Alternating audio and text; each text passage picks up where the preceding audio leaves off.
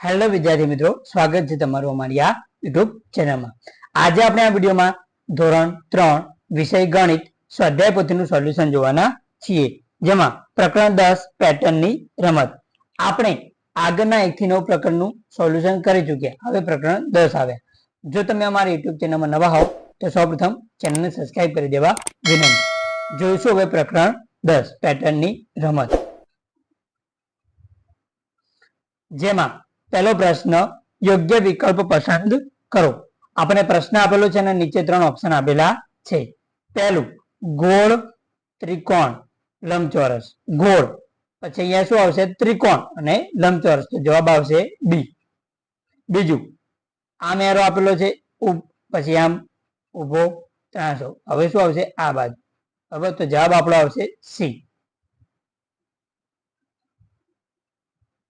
ત્રીજું 3 6 ખાલી જગ્યા પછી 12 15, 3 પછી 6 આપે તો 3 ઉમેર્યા, એટલે 3 નો ઘડિયો બોલવાનો। 3 3 દુ 6, 3 તરી 9, ખાલી જગ્યામાં શું આવશે? 9, તો જવાબ એ। ચોથું 10 12 15 19, 10 એના 12 કરે એટલે કે 2 ઉમેર્યા, 12 ના 15 કરે એટલે 3 ઉમેર્યા, 15 ના 19 કરે કે 4 ઉમેર્યા, હવે 5 ઉમેર્યા, 19 ને 5 24, એટલે જવાબ સી આવશે।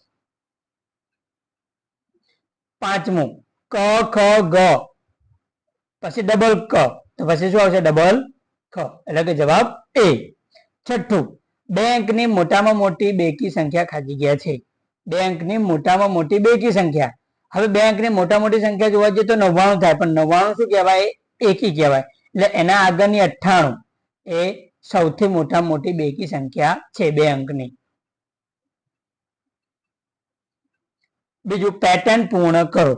આપણને અહીંયા આગળ પેટર્ન આપે છે એ પૂર્ણ કરવાની, તો આ રીતે તમારે દોરી દેવાનું છે। બીજું બીજામાં પણ આ રીતે, બરોબર, પેટર્ન પૂર્ણ કરવાની છે।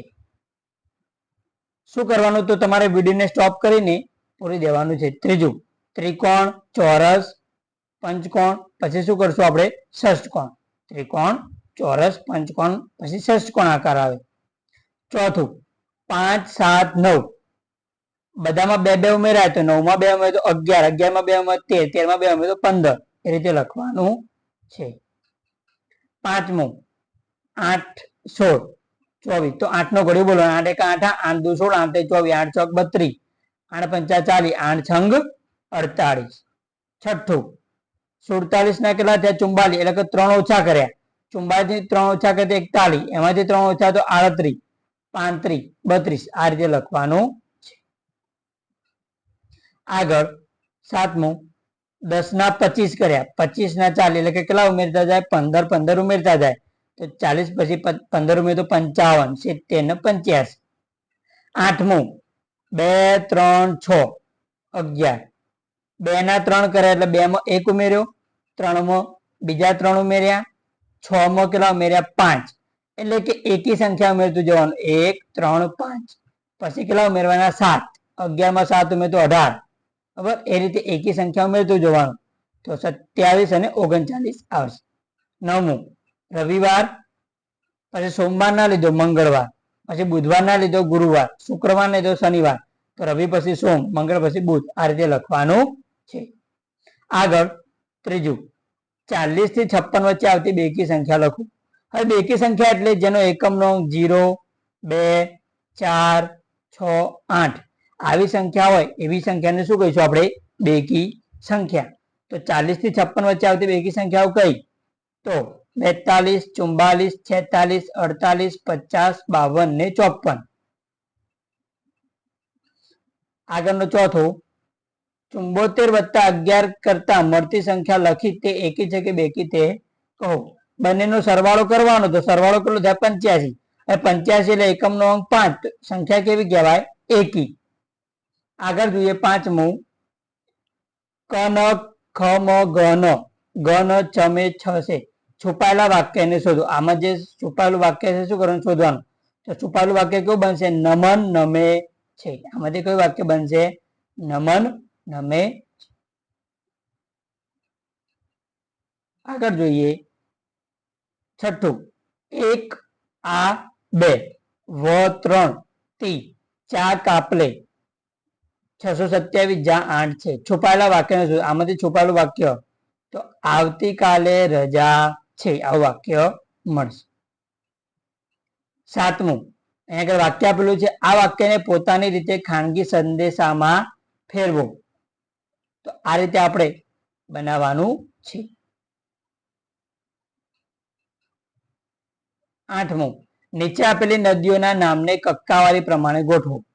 કક્કાવારીના પહેલા ક આવે બરાબર, અહીંયા આગળ નદીઓના નામ આપેલા છે એને કક્કાવારી પ્રમાણે ગોઠવાનું. તો ક એટલે કાવેરી, બીજું આવશે ગંગા, ત્રીજું તાપી, ચોથું નર્મદા, મહી, યમુના, વાત્રક, સાબરમતી અને હુંગલી. આ રીતે કક્કાના પ્રમાણે ગોઠવાનું છે, ક ખ ગ એ રીતે. આગળ જોઈએ 9મું તમારા 5 મિત્રોના નામ લખો. તો તમારા મિત્રોના નામ અહીંયા આગળ લખવાના છે. આગળ તમે ઉપર લખેલા મિત્રોના નામને કક્કાવારીના પ્રમાણે ગોઠવો. હવે કક્કાવારીના પ્રમાણે તો પહેલા ક આવેલા કેવલ, જીયાન, મનોજ, રવિરાજ અને રાકેશ. આ રીતે કક્કાવારીના પ્રમાણે ગોઠવવાનું છે.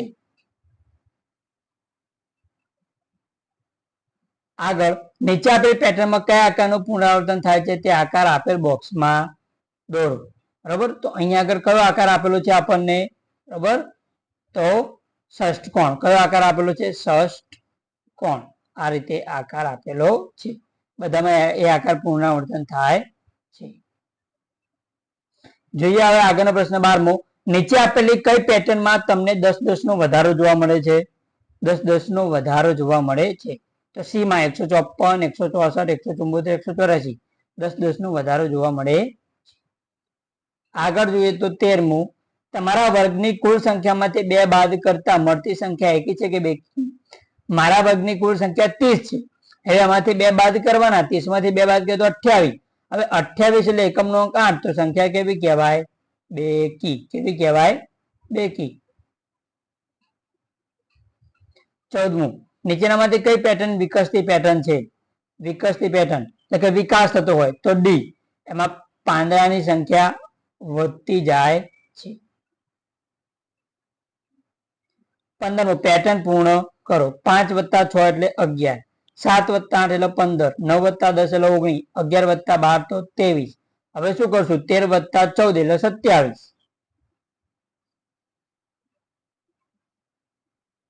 અહીંયા આગળ એક વાક્ય આપેલું છે, તો છુપાયેલા વાક્યને શોધો.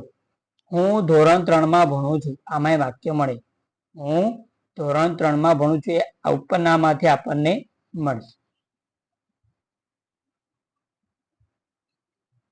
પહેલું આપણને આગળ પેટર્ન પૂર્ણ કરવાની કીધી છે, તો એમાં જવાબ આવશે બી.